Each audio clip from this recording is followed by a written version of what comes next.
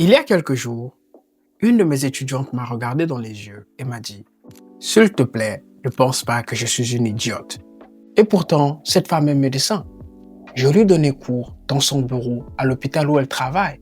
Et cette scène, je n'ai pas vue qu'une fois. Je l'ai vue encore et encore avec les apprenants adultes.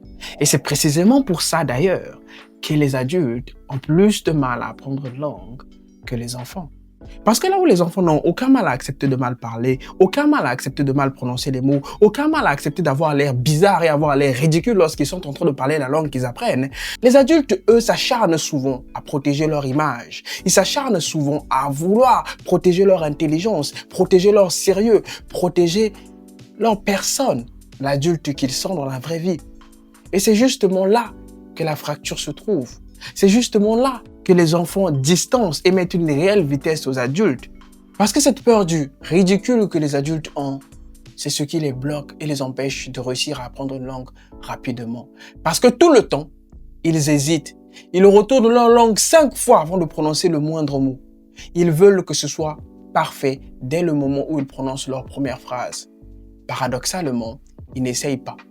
Ils sont retardés et c'est ce qui fait tout simplement que les enfants leur mettent une vitesse lorsqu'il s'agit d'apprendre une langue. Les adultes pêchent souvent sur un point et ce seul point sur lequel ils pêchent est le blocage psychologique qui les empêche fatalement d'atteindre leur objectif d'apprendre les langues. Et c'est ça qui est dommage parce que si les enfants apprennent une langue pour le luxe, les adultes ont bien plus besoin d'apprendre une langue pour le travail, ils ont bien plus besoin d'apprendre une langue pour pouvoir voyager, ils ont bien plus besoin d'apprendre une langue pour étendre leur connexion et leur réseau à l'international. Alors quand on est un adulte, que faire pour pouvoir apprendre une langue aussi vite qu'un enfant? Il faut que tu puisses faire cette distinction identitaire capitale aussi souvent que possible. Il faut que tu puisses te rappeler à toi-même, si tu l'oublies, que tu es certes débutant en anglais, mais tu ne redeviens pas débutant dans la vraie vie pour autant. Et c'est ce que j'ai dit à mon étudiante médecine en lui regardant dans les yeux. Je lui ai simplement dit, oui, tu es débutant en anglais. Oui, tu peux commettre des erreurs en anglais. Oui, tu peux mal prononcer certains mots en anglais. Mais ça ne fait pas que tu t'arrêtes d'être docteur pour autant. Je continue toujours de t'appeler docteur. Et les gens continuent toujours de t'appeler docteur. Et une fois que tu réalises ça, le complexe va partir automatiquement. Parce que tu peux très bien être un excellent médecin et être un débutant en anglais. Tu peux être un excellent entrepreneur et être un débutant en anglais. Les deux choses peuvent exister en même temps.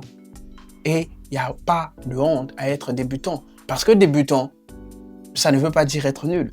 Et on est débutant que temporairement. Alors si comme mon étudiante médecin, tu es un adulte qui apprend une langue et que tu luttes souvent avec ces démons intérieurs qui te freinent et t'empêchent de progresser, rappelle-toi de cette règle d'or. Ton niveau en anglais et ta valeur en tant que personne, ce sont deux choses distinctes. Et garde bien ça en tête. J'espère que la vidéo t'aura été utile. Je te retrouverai la semaine prochaine pour une nouvelle vidéo.